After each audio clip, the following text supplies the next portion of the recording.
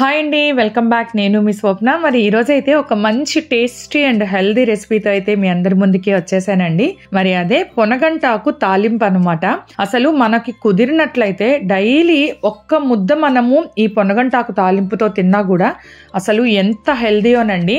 Especially weight loss అవ్వాలి అనుకునే వాళ్ళకి ఈ పొనగంటాకు చాలా బాగా ఉపయోగపడుతుంది అనమాట. మరి ఈ పొనగంటాకు తాలింపు ఎలా చేసుకోవాలో చూపించేస్తాను, వచ్చేయండి. మా వైపు అయితే ఇప్పుడు నేను చూపిస్తున్నటువంటి ఆకుని పొనగంటాకు అంటామండి. అంటే ఒక్కొక్క ఏరియాలో ఒక్కో పేర్లతో పిలుస్తూ ఉంటారు కాబట్టి నేను మీకు ఆకు కూడా చూపిస్తున్నాను ఇలా ఉంటుంది అని.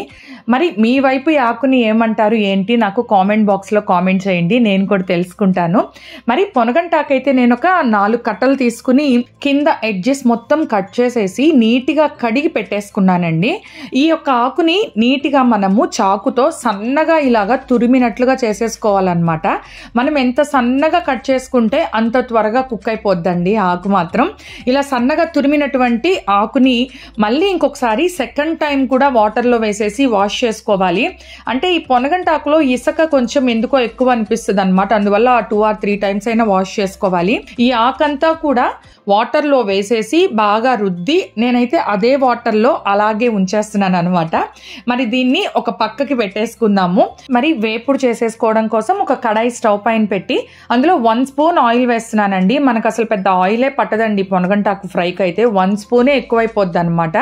ఆయిల్ కొంచెం హీట్ అయిన తర్వాత ఒక 10 వెల్లుల్లి రెబ్బలు వేసి అవి కూడా ఫ్రై అయిన తర్వాత ఒక 1/2 స్పూన్ ఆవాలు, 1/2 స్పూన్ మినపప్పు వేసి ఇవి కొంచెం చిటపటలాడే వరకు ఫ్రై చేసుకుని తర్వాత ఇప్పుడు ఇందులో మనం ఎంత కారం తింటాము అన్న దాన్ని బట్టి ఎండుమిర్చి అయితే యాడ్ చేసుకోవాలండి. నేనైతే ఒక 6 to 7 ఎండుమిర్చి వేస్తున్నాను.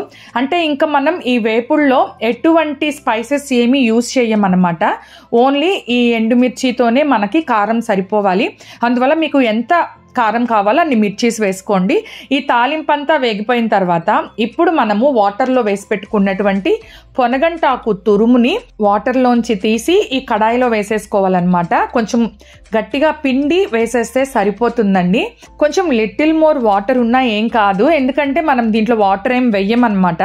ఈ ఆకులో ఉండే వాటర్తోనే ఆకు మొత్తం కూడా మనకు చక్కగా కుక్ అయిపోద్దండి. ఇలా ఆకంతా వేసేసి రుచికి సరిపడా సాల్ట్ కూడా వేసేసుకోండి.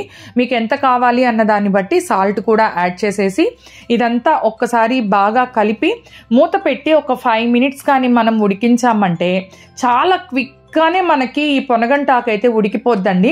అలా అని మీరు అలాగే స్టవ్ పైన పెట్టేయొద్దు, మధ్య మధ్యలో మూత తీసి కలుపుకుంటూ ఉండాలన్నమాట, లేకుంటే అడుగంటేస్తుందండి. మనకి కరెక్ట్గా ఒక 6 to 7 minutesకి చూసారా పొనగంటాకు అయితే కరెక్ట్గా ఉడికిపోయింది.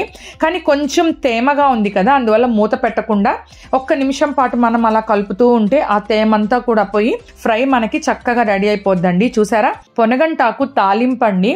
అసలు ఎంత హెల్దీ అంటే చాలా హెల్దీ అండి. ఆకుకూరలన్నిట్లో కల్లా చాలా హెల్దీ అని చెప్తాను నేనైతే మాత్రం ఈ పొనగంటాకు తాలింపు. ఎస్పెషల్లీ వెయిట్ లాస్ అండి, వెయిట్ లాస్ చేసే వాళ్ళకి భలే ఉపయోగపడుతుందండి ఈ పొనగంటాకు తాలింపు మాత్రం. రైస్లోకైనా రోటీస్లోకైనా ఎందులోకైనా కూడా చాలా బాగుంటుంది. మనం చక్కగా సలాడ్ లాగా కూడా తినేయొచ్చు అనమాట, అంత టేస్టీగా ఉంటుంది.